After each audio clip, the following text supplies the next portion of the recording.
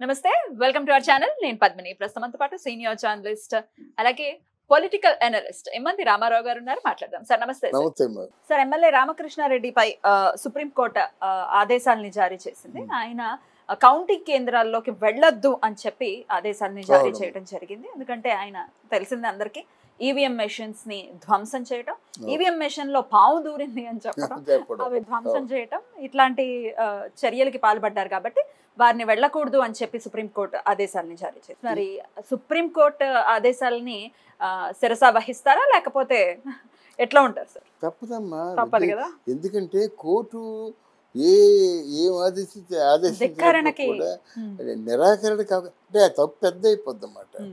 ఈ పిన్నెల్లి రామకృష్ణారెడ్డి ఒక mass leader, చీటికి మాటికి కోపం వచ్చేస్తుంది, దానికి చేసుకుంటాడు, ఇవన్నీ ఉన్నవే అన్నమాట, లేనివేం కాదు.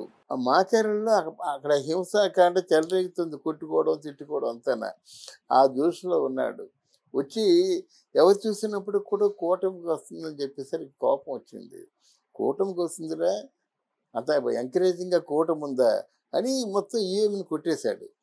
కొట్టేసి ఎవరు ఆపలేదు, పోలీసులు ఆపలేదు, మామూలుగా హాయిగా దర్జాగా వెళ్ళిపోయాడు. తర్వాత లబోదిబ్బోము అన్నారన్నమాట. అంటే వాడు చెప్పాడు అందులో పాము ఉంది, అంటే ప్రజలు ఏమొద్దు హాని కలుగుతుందని నేను చంపాను అంటాడు. మరి చంపినప్పుడు ఆ పాము ఎక్కడికి వెళ్ళిపోయిందో కనిపించాలి కదా అని వీళ్ళు చెప్పారు. మొత్తానికి అది పుకారులా తెలిసిపోయింది.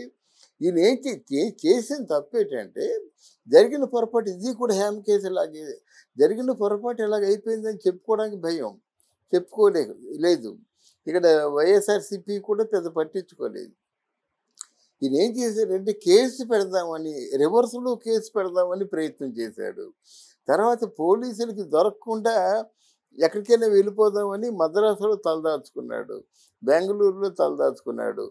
పోలీసులు తిరిగి విసిగి వేసారిపోయి ఇంకా ఫర్దర్ యాక్షన్ కోసం అన్నమాట.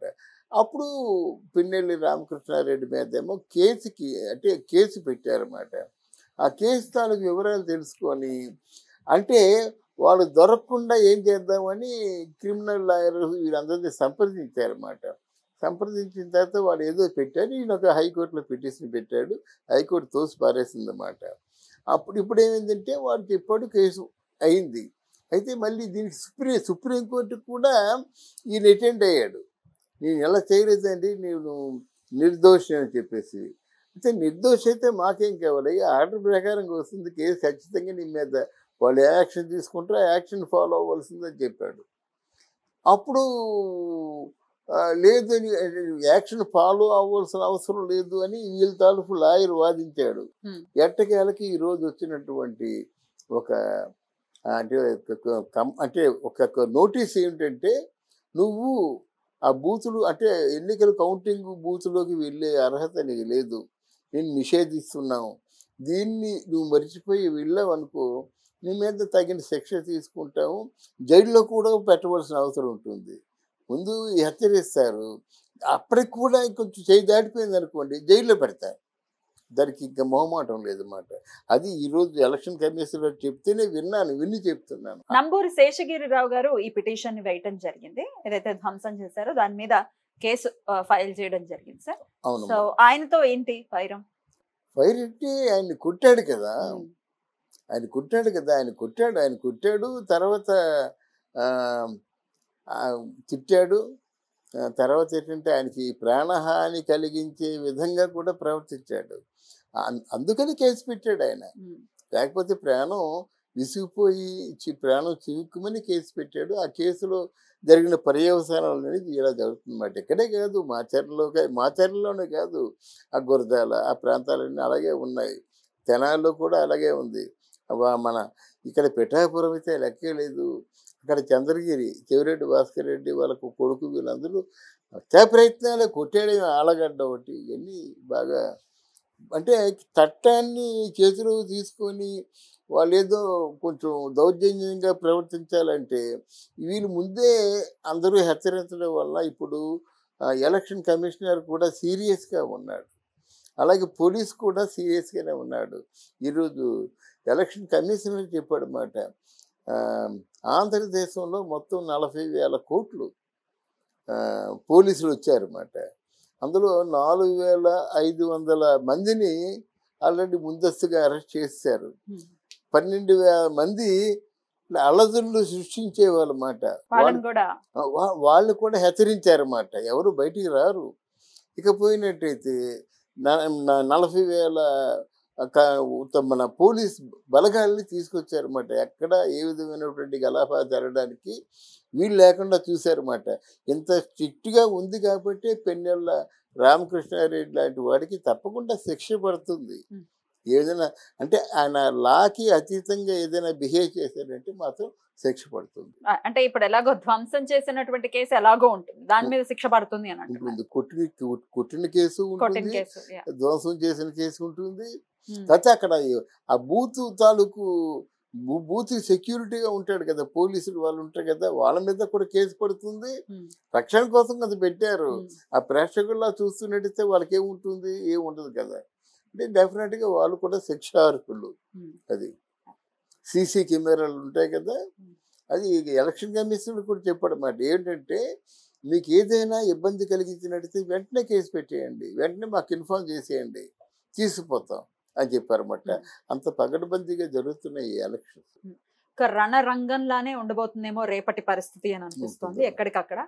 సో ఎట్లా సార్ మరి కరెక్ట్ అయినటువంటి రిజల్ట్ వస్తుంది అని ఎక్స్పెక్ట్ చేయొచ్చా ఇంత రణరంగమైనటువంటి? అంటే ఇక్కడ కూటమి మీద చాలా మంది ప్రజలు ఎక్స్పెక్టేషన్స్ ఉన్నాయి. అంతిమ తీర్పు ఇచ్చేది ప్రజలే కదా. కానీ ప్రజలు ఎప్పుడైతే ఈ వైఎస్ఆర్సీపీ పోవాలి, ఆ పవన్ కళ్యాణ్ చంద్రబాబు రావాలి, పరిపాలన చంద్రబాబు తెలుసు, పవన్ కళ్యాణ్కి ఏమో పని చేయించుకోవడం తెలుసు, కనుక మన బతుకులు బాగుపడతాయినటువంటి అంటే వైసీపీ మీద వ్యతిరేకత ఎలాగా ఉందమ్మా. కానీ ఒక ఆశ, ఇప్పుడు hero of the season is only Pawan Kalyan. రేపు పొద్దున్న నిజంగా ఒక ఆరా మస్తా అని చెప్పినట్టుగా పవన్ కళ్యాణ్ జగన్మోహన్ రెడ్డికి 14, 15, 16 వచ్చి పవన్ కళ్యాణ్కి ఏమో 21 వచ్చింది అనుకోండి. కేకే సర్వే లాగా కేకే సర్వేలోనే చెప్పాడన్నమాట. 21 వచ్చిందంటే 16 సీట్లు వచ్చాయంటే జగన్మోహన్ రెడ్డి కంటే పవర్ఫుల్ లీడర్ కదా పవన్. ఇది 16 వచ్చాయి జగన్మోహన్ రెడ్డికి. అంటే ఆయన చెప్పింది నిజమైతే ఆయన 14 చెప్పాడు, పోనీ 16 వేసుకుందాం, పోనీ 20 వేసుకుందాం, 20 వేసుకున్నా 21 వచ్చినప్పుడు గొప్ప కదా. అసెంబ్లీలో అతిపెద్ద పార్టీ చంద్రబాబు అయినట్టయితే, తెలుగుదేశం అయినట్టయితే రెండో పెద్ద పార్టీ ఈయనే కదా. బీజేపీ కూడా 3, 4 వస్తాయి, అది పెద్ద పార్టీ అవ్వదు కదా. 21 సీట్లు అంటే చిన్న విషయం కాదు. అప్పుడు ప్రజారాజ్యంలో వాళ్ళ తాలూకు అన్నయ్య గారు 175 సీట్లు పెట్టినప్పుడు, అంటే 175 సీట్లు పోటీ చేస్తే 18 సీట్లు గెలుచుకున్నాడు. ఈయన అలా కాదు, 21కి 21 గెలుస్తున్నాడు అని చెప్తున్నారు. అది అందువల్ల ఈ ఎలక్షన్స్ లో ఎవరైనా నేరం కానీ తప్పులు కానీ చేస్తే తప్పకుండా శిక్షలు గట్టిగానే ఉంటాయండి, గట్టిగా ఉంటాయి. జైలుకు కూడా పంపిస్తారు. ఇప్పుడు మనం 40, 50 సర్వేలు వచ్చాయమ్మా. ఈ సర్వేలు ఏంటంటే డబ్బులు దండుకునే సర్వేలు అన్నమాట. మీ బాగా మిమ్మల్ని ప్రమోట్ చేస్తామండి అయ్యా తమదైనటువంటి సర్వేలు ఇవన్నీ నోటికి వచ్చినట్టు చెప్తున్నారు అన్నమాట ఈ సర్వేలు. కనుక ఏదేమైనప్పుడు కూడా ఎప్పుడు జనం నాడి చూసినట్టయితే, ప్రజా వాక్యాన్ని పరిశీలించినట్టయితే, చంద్రబాబు నాయుడు ఇప్పుడు ఇంత పతనం అయిపోయినటువంటి ఆంధ్రప్రదేశాన్ని తిరిగి మార్చగలిగిన వ్యక్తి చంద్రబాబు నాయుడు. అలాగే మార్చగలిగినటువంటి చైతన్యం ఉన్నది పవన్ కళ్యాణ్. అలా అనుకోవాలి. వీళ్ళిద్దరికీ మోదీ తాలూకు సహాయ సహకారాలు ఉన్నాయని అనుకుంటున్నారు జనాలు, అందుకనే వాళ్ళు ఓట్లు వేశారన్నమాట. ఇప్పుడు ఏమంటున్నారంటే అడ్డగోలుగా మారుతున్నారు. కానీ అంటే మొత్తం సర్వేలన్నింటినీ కూడా మనం క్షుణ్ణంగా గమనించినప్పుడు. థ్యాంక్ యూ అమ్మా.